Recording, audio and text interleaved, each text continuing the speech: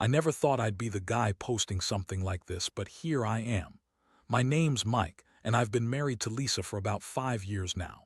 We met in college, and honestly, I thought we had a good thing going. She was always a little bitchy, yeah.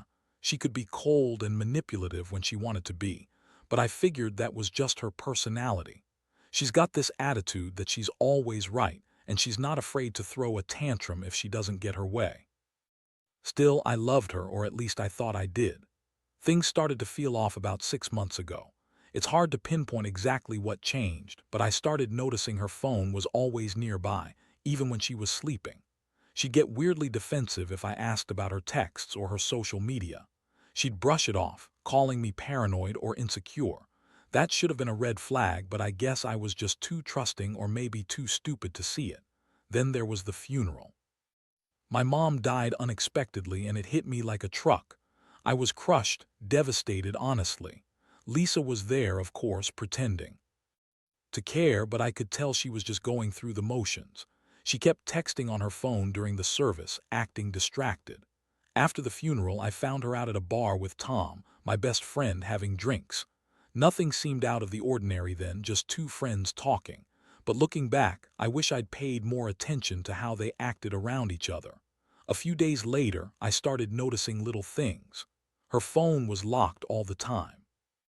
She'd disappear for hours and come back with this weird smirk on her face. One night, I caught her leaving a text conversation open on her laptop, and what I saw made my stomach drop. It was from Tom. She'd been texting him, not just friendly stuff but flirtatious messages. She called him her confidant, but the tone was different. It was clear they'd been sneaking around behind my back. I couldn't believe it. How could she do this? How could she cheat on me, especially during my mom's funeral? It felt like she kicked me while I was already down. That's when I decided I had to find out everything. I started digging through her stuff, checking her messages when she wasn't around. I saw plans to meet up, times, places, everything. They were planning to run away together to start some new life like nothing had ever happened. I mean, I knew she was a bitch, but I didn't think she'd be that cruel.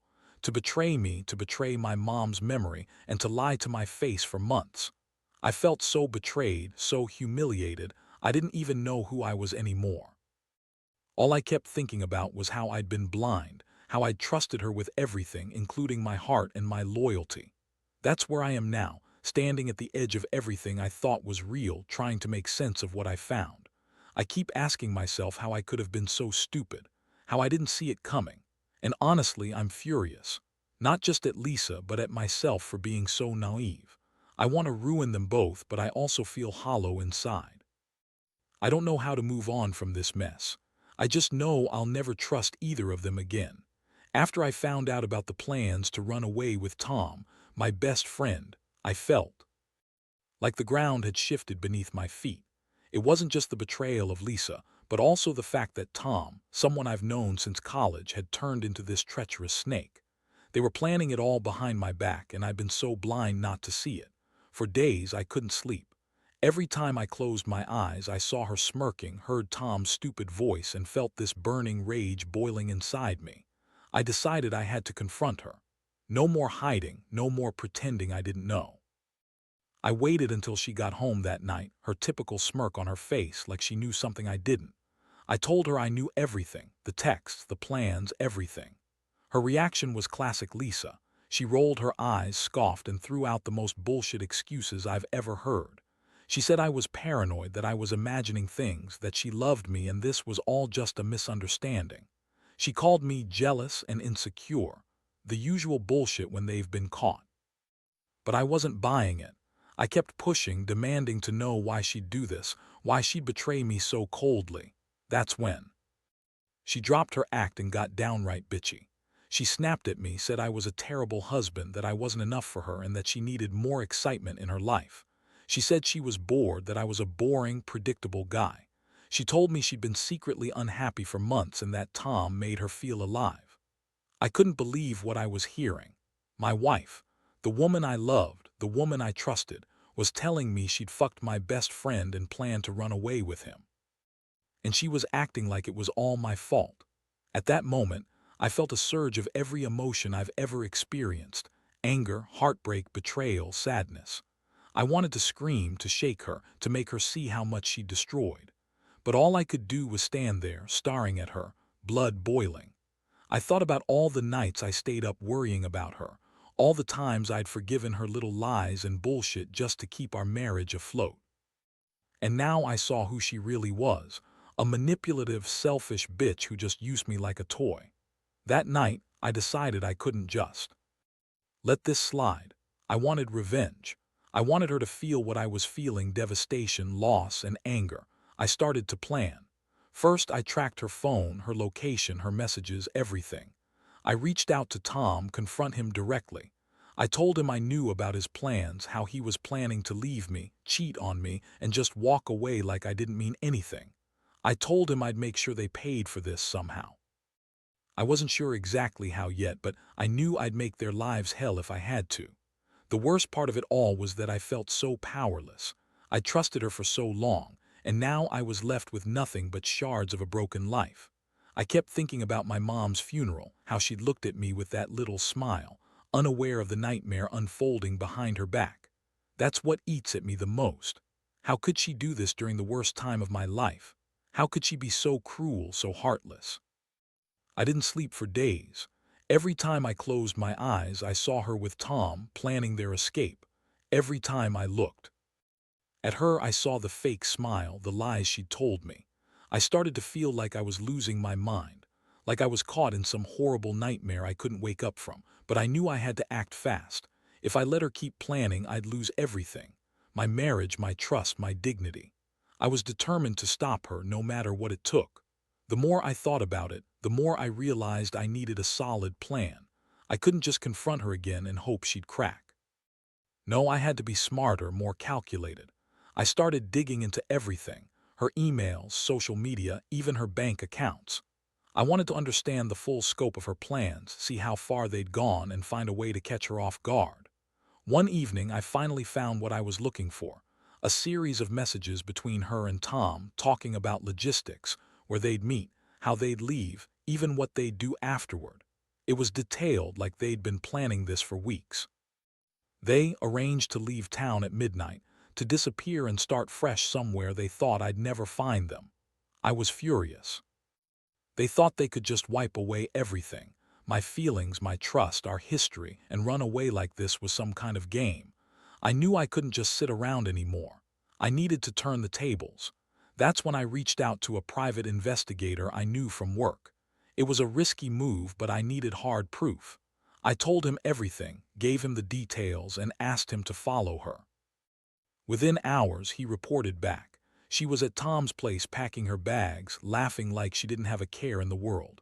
They were so confident, so stupidly reckless, I could almost laugh. But I didn't. I felt sick, like I'd been punched in the gut. The next day, I decided it was time for the final confrontation. I didn't want to trap her or cause a scene. I just wanted her to see that I knew. I told her I was coming home early from work. When I got there, she was in the living room, pretending to be innocent, but I could see the guilt in her eyes. She tried to deny everything at first, said she was just talking to Tom about a business opportunity, that they were just friends, but I didn't buy it. I pulled out the evidence, the messages, the plans, and watched her crumble. Her reaction was classic.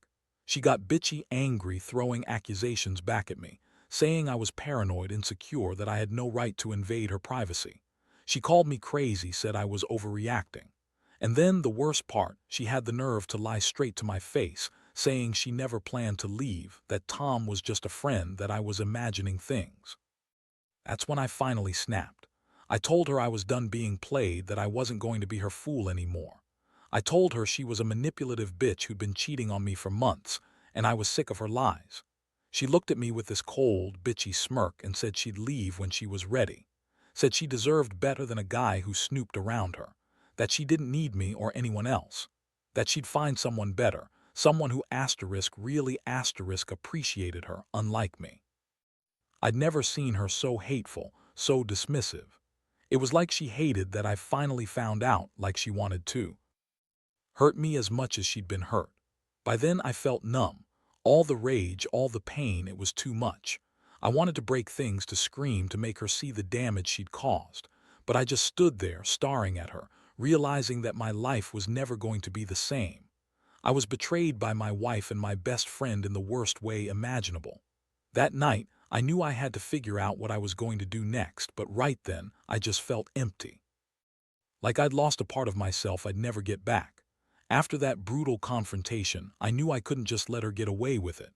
I wanted to hurt her back, to make her feel what I was feeling: devastation, betrayal, and a deep sense of emptiness. I started planning my revenge, but I kept it cold and calculated. I knew I couldn't do something reckless. I had to make her regret everything, make her see that her actions had consequences. First, I cut off all contact. I changed my phone number, blocked her on social media, and even moved some of my accounts to a new email address just to make sure she couldn't keep tabs on me. I didn't want her to know where I was or what I was doing. I also contacted her family, telling them what she'd done. Some of them were shocked, some angry, but I knew I needed their support because I felt more vulnerable than ever. I'd always been a straightforward guy, trusting, honest, and now I felt completely shattered. Next, I decided to dig into her life beyond just the affair. I wanted to know if she'd been unfaithful before, if this was just the tip of the iceberg. I hired the private investigator again to follow her, and what I found was worse than I expected. She'd been seeing Tom for months, yes, but she'd also been talking to other guys, flirting, sending explicit texts, even meeting up with some of them. She lied about everything, about her supposed boredom, her discontent. Turns out, she was always looking for an escape, for someone to validate her bitchy attitude and her insatiable need for attention. The thing that cut me the deepest was realizing how manipulative she'd been. She lied to my face about her feelings about her intentions. She'd been planning her exit for a long time. All those nights she claimed she was tired, that she was stressed. She was just hiding her true self, sneaking around behind my back. I felt like an idiot for not seeing it sooner. I'd been so blind, so trusting, while she was out there living a double life. And Tom, that bastard, my supposed best friend. He'd been her partner in crime, feeding her bullshit, encouraging her to cheat, and now I know they'd been planning to leave together, just like I suspected. I didn't want to just confront her again. I wanted to teach her a lesson. I started making subtle moves. I leaked some of her messages and plans to her family so they'd see who she really was. I left little clues that she'd been unfaithful, just enough to make her uncomfortable but not enough to blow everything up immediately. I wanted her to see that I was onto her, that she couldn't keep hiding behind her bitchy, manipulative facade. I also started talking to some of her friends, warning them about her lying and cheating. I wanted her to feel exposed, vulnerable, like she didn't have anywhere to run. Meanwhile, I was going through my own emotional roller coaster. I oscillated between rage, sadness, and moments of clarity. I realized that I'd spent years making her happy, forgiving her bullshit, just to be betrayed like this during the worst time of my life. I felt humiliated, like I'd been used as a fool, a pawn in her game. But I also knew I had to take control. I couldn't let her keep messing with me or destroying what was left of my dignity. One night I sat down and wrote her a letter, not to send, but just to get everything out. I poured everything I felt: the heartbreak, the anger, the betrayal. I told her I knew about her lies, her plans, her cheating. I told her I'd never forgive her, that she'd lost me forever, that I'd rebuild my life without her, and that I'd make damn sure she'd regret ever crossing me. It was cathartic, putting all that pain into words, knowing she'd never see it, but knowing I'd finally let it out. That's where I stand now. I feel like I'm in pieces, but I also feel a strange sense of clarity. I see her for who she really is, an untrustworthy, manipulative bitch who used me. I see Tom as just another liar and cheat. I realize I need to focus on myself now, heal from this mess, and move forward. But I'll never forget what happened, and I'll never trust either of them again. The days that followed were the hardest I've ever experienced. Every moment was filled with a mixture of anger, hurt, and a strange sense of relief. Relief that I finally knew the truth, that I didn't have to live in this fog of lies anymore. I started taking steps to rebuild my life, even though it felt like I was standing on shattered ground. I removed all traces of her from my house, changed my routines, and tried to focus on myself. But inside, I knew the process of healing was going to take a long time. One thing I did was reach out to a counselor. I needed someone impartial to help me process everything. Talking to a professional was a huge help. It gave me a safe space to vent and understand that my feelings, anger, sadness, betrayal, were normal. I learned that I wasn't to blame for her actions, and that I deserved better than someone who could cheat on me during my mother's funeral, no less. It was a wake-up call, not just about her, but about trusting myself and recognizing red flags I'd ignored. I also realized I had to cut my losses with Tom. I knew I couldn't confront him directly without risking more chaos, so I decided to let him go. I blocked him everywhere: social media, phone, email. Honestly, I didn't want him in my life anymore. I had trusted him, and he'd thrown that trust right back in my face. I didn't want to keep obsessing over what he did or what she did. Instead, I focused on what I could control: my own recovery. The hardest part was facing the reality that my marriage was over. I kept replaying all the moments I thought were genuine: that moment at the funeral, our conversations, our plans, and realizing they were just illusions. It's like discovering your whole world was built on lies. Still, I made a conscious decision to let go of the anger and resentment, because I knew that clinging to those feelings would only keep me stuck. One night, I sat in my apartment, reflecting on everything. I thought about how I'd been so trusting, so naive in loving someone who turned out to be so selfish. I thought about how I'd always tried to be patient, to give her the benefit of the doubt, and how that had backfired so badly. But I also realized that I was stronger than I thought. I'd survived a betrayal that would have destroyed most people. I was still here, still standing. That was a small victory, but an important one. I started thinking about the future: what I wanted, what I didn't want. I knew I needed to focus on myself, rebuild my confidence, and find happiness again. I decided to take small steps: exercise more, reconnect with friends I'd neglected, maybe even travel alone someday. I had to remind myself that I deserved a life free of lies and deceit, that I was better than someone who would betray me during my darkest hour. Looking back, I know I'll carry this pain with me for a while. But I also know that I'll come out stronger. Betrayal like this changes you. It forces you to reevaluate everything. It's a bitter lesson, but one I believe will make me wiser in the future. I don't want to be the guy who gets played like a fool again, but I also won't let this define me. I'll take what I've learned, cherish the good memories I still have, and move forward with a new sense of self-respect. Because honestly, if I learned anything, it's that trusting blindly makes you vulnerable. Now I know better. Now, as I sit here reflecting on everything, I realize how much this whole experience has changed me. At first I felt broken, completely shattered by the betrayal, by the lies, by the fact that the woman I loved and trusted could be so cold and manipulative. But over time, I've come to see it as a harsh lesson in trust, in boundaries, and in knowing when to cut your losses. It's not easy to admit that someone you once loved can hurt you this badly, but I've learned that sometimes the best thing you can do for yourself is walk away and focus on healing. I won't pretend I've fully moved past it. There are still days when I wake up with a knot in my stomach, memories rushing back, feelings of anger and sadness swirling inside. But I also have moments of clarity, moments where I realize I'm finally starting to rebuild. I'm learning to forgive myself for trusting too much, and I'm learning to forgive her, not for her sake, but for my own peace of mind. Forgiveness isn't forgetting. It's about letting go of the pain that keeps you anchored in the past. If I could give any advice to anyone reading this who's going through something similar, it would be this: trust yourself. Listen to those little warning signs, and don't ignore them just because you want everything to work out. Be honest with yourself about what you can tolerate, and don't be afraid to walk away if you're getting nothing but lies and betrayal in return.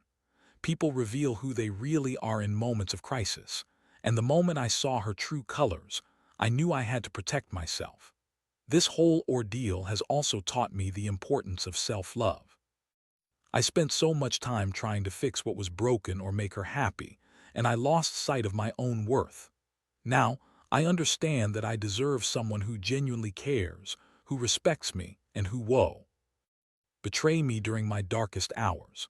I've started focusing on myself, working out, reconnecting with friends, finding new hobbies, and I realize that life goes on even after the worst betrayal. Most importantly, I've learned that I need to stop putting people on pedestals. Trust must be earned, not given blindly. And if someone shows you they're not worth it, if they lie, cheat, and betray, you have to be willing to walk away, no matter how much it hurts.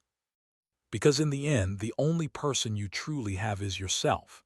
Protect your peace, set your boundaries, and never settle for anything less than honesty and respect. That's what I plan to do now.